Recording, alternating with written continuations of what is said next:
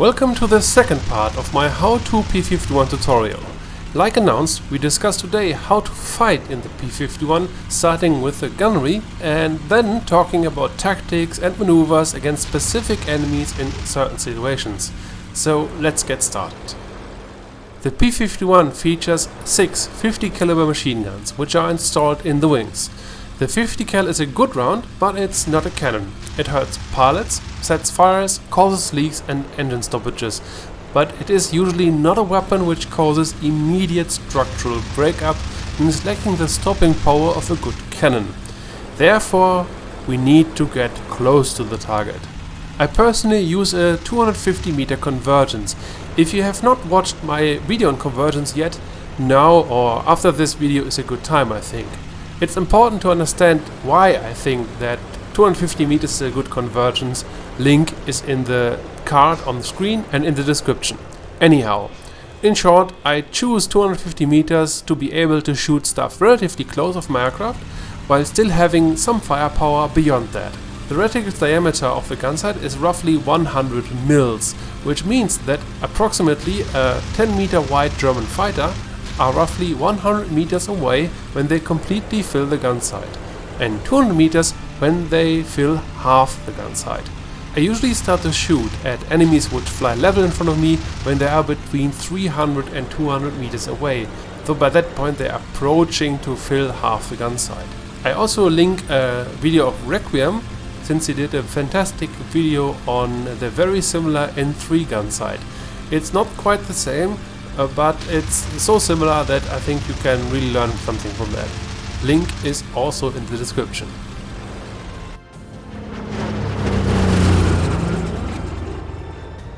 I promised in the first part of my how-to to talk in more detail about the Gyro Gunsight in this one, so doing that now. The Gyro Gunsight serves the purpose to aid the pilot's aim. Since aerial gunnery is a very complicated profession, the engineers tried to give the pilot a device which computes the lead as he has to pull some lead to hit the target.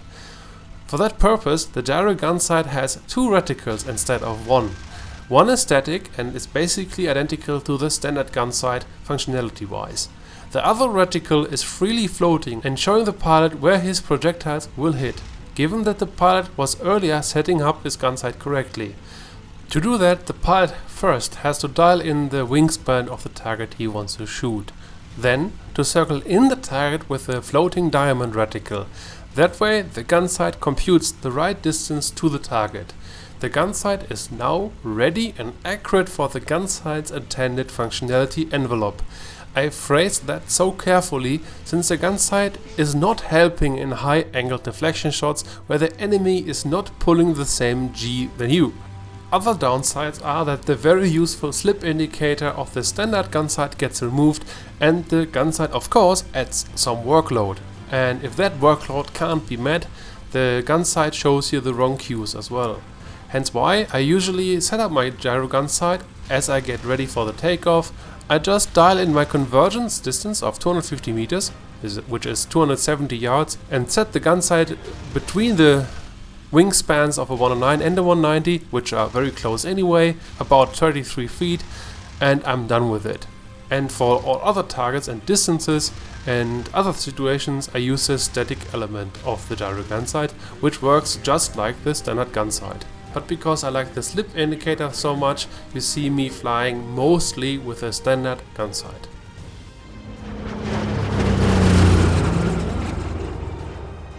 I will use the G14 as some kind of baseline. I will explain what to do against the P-51 G14, and as we then progress to the other planes, I will explain what to do differently, or what tactics open up, or which ones are closing.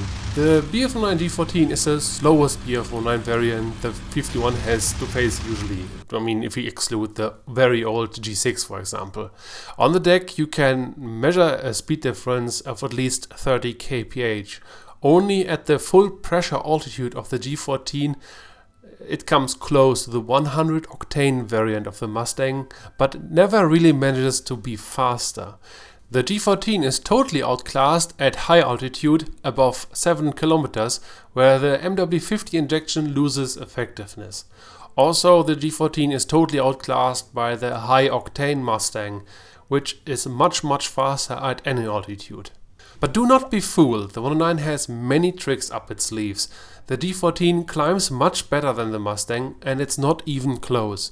The same goes for acceleration. 109s are much lighter and have the better aerodynamics at low speed. The only saving grace in a turn fight is the G-suit, which allows the Mustang's pilot to sustain high G's maneuvers longer than the German counterpart. German pilots are not equipped with the G-suit. But as soon as the G14 drops below the speeds where the G-forces are critical, the Mustang will have huge troubles to win a turn fight. In high-speed deck chases where the Mustang, for example, runs away in a straight line, the 109 has one advantage as well. The armament has not only more stopping power, causing massive aerodynamic damage, but is also effective at longer ranges due to the placement of the guns in the nose and on the cowling, making shots over longer ranges possible. That allows 109s to hook fleeing enemies back into a turn fight. 1 or 2 hits of the 13mm on the Mustang causes massive aerodynamic damage and the speed advantage is no more. 1 or 2 hits of 13mm are usually fatal.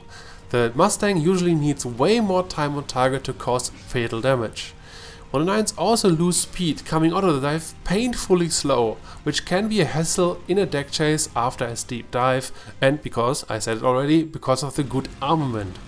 So to sum it up, to kill BF Online G14s or any of the other coming enemies, and of course to stay alive, stay fast, stay level, preserve altitude, shoot in long bursts when you are on the target, don't enter a climbing contest generally speaking, don't enter a low speed turning contest, and attack enemies with some energy overhead.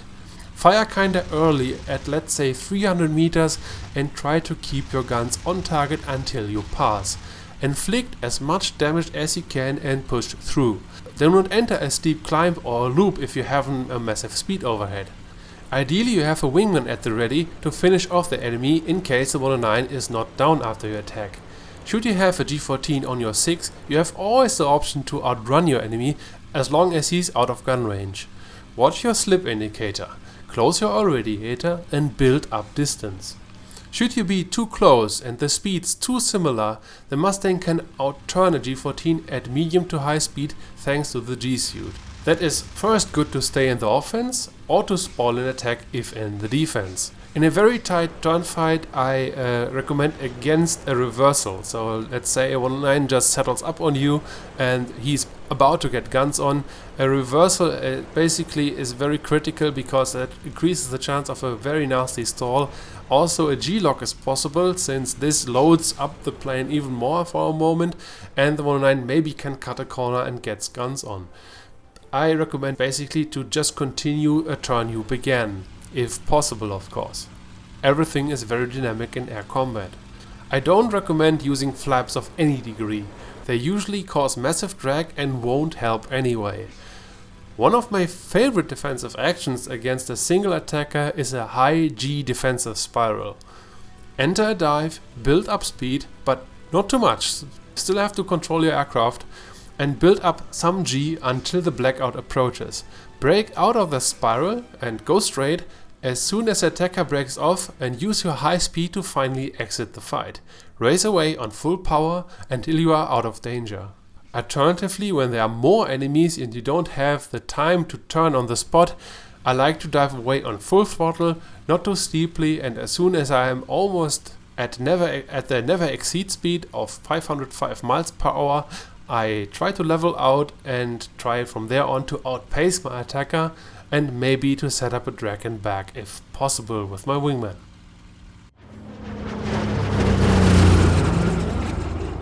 If you really liked this video so far and my content in general, please consider your support on Patreon. Patreon is the most easiest way to support my work directly. The videos I make, they take time. They take time to write, they take time to edit, they take time to research in the first place.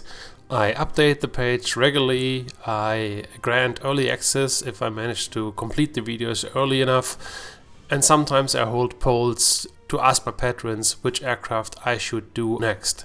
So take a look at the page and I would be very happy to welcome you there.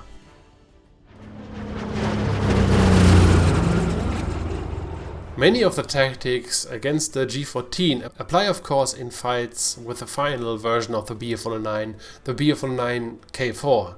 You can ID a K4 by the lean nose and the fully retracted tail wheel. The G14 has bulges on the nose and has a non-retractable tail wheel. Also, the main landing gear of the K4 is fully covered. The G14's main landing gear is not covered. Like the Mustang, the Kurfürst comes with two different fuel qualities and engine designations. One is powered by the DB605DB and the other one by the DB605DC, the DC version being more powerful. As a rule of thumb, most servers allow the DC version when the Mustang has access to 150 octane fuel as well. But regardless which one you fight, of the two, DB or DC, you probably fight the best German fighter in the simulation and maybe the best fighter in the game. The K4s are fast. They are at least equally fast to your 51 up to 6 km of altitude. Only on the very deck the 51 holds an advantage over the K4 when you close the oil radiator and you fly with 2800 RPM. The K4's climb rates are truly beastly, so your 51 is even more outclassed in comparison to the G14. Never, never, never try a climbing contest against the K4. However, what the K4s gained in speed compared to the G14, they lost in maneuverability, since the K4 is a bit heavier. And in most fuel states and weight constellations, you should be able to comfortably outturn a K4. Nothing I would build my tactics around, but you can do that when needed. Outrunning a K4 requires full throttle, a very coordinated Mustang and some distance to the Kurfürst so he can't shoot. Otherwise, the tactics are pretty much the same to the G14.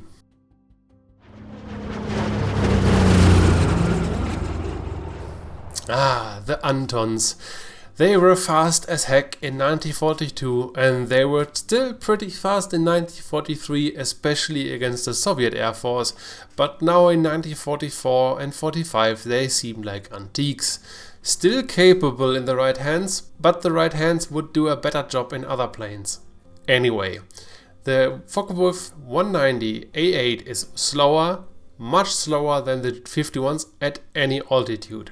Only on the very deck, slightly faster than the G14, but still too slow for the Stang. Acceleration is much worse too. However, coming out of the dive, they have an impressive energy retention, so don't be naive to think that they can't catch you when they dive on you. They have massive firepower as well, are carrying mighty 20mm and 30mm cannons. With one or two hits of any of them, your flight finds a sudden end.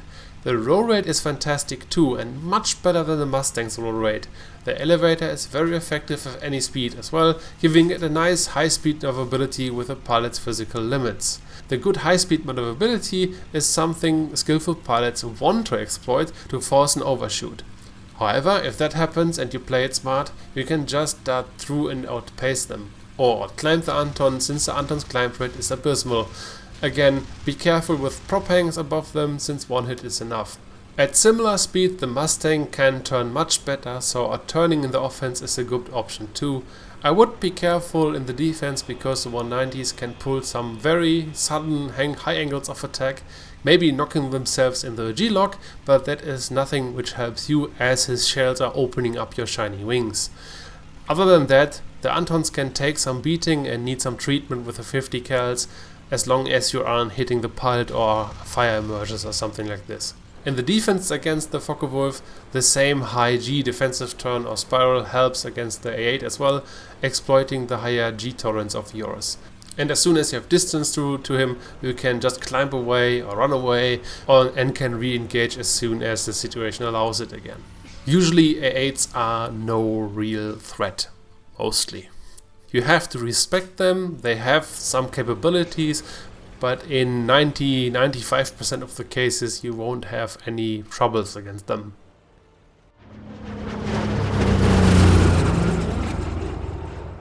The long-nosed Dora, the liquid-cooled upgrade to the Antons, use brutal engine power to gain speed over the older airframe. Doras are roughly as fast on the deck than your 100 octane Mustang, but much slower than the 150 octane 51. However, the Dora has much better acceleration and the better climb rate. The climb rate is not as good as the 109's climb rate, but very respectable. The Dora will not be able to turn the table quickly with climbing, but the 51 won't catch the Dora either. The Dora shares the high speed maneuverability with the Anton, except for a more vicious stall behavior at extreme angles of attack. The armament is exceptionally good also, but not as monstrous as the Anton's armament, consisting of two 20mm cannons and two 13mm MGs. Doras are to be respected when they are flown competently, because once they are on the energy advantage, there is not much you can do other than to dive away and to try to even out the energy state. Outturning a Dora in the offense is however no problem. In the defense can be a bit tricky again for the same reason we discussed earlier. Doras can pull high angles of attack very suddenly as well. But should you have enough angles available to you, you can outturn them.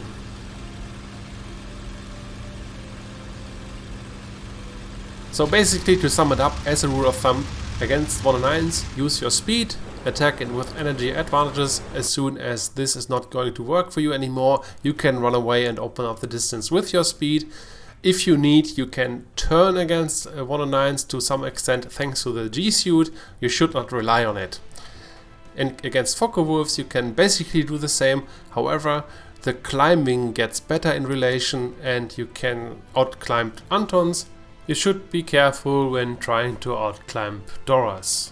But that concludes this tutorial. If you have any questions about this one or the first part, don't hesitate and drop a comment so I can maybe address that in later videos. Or just reply to you directly, of course. In any case, see you around, see you in the next one.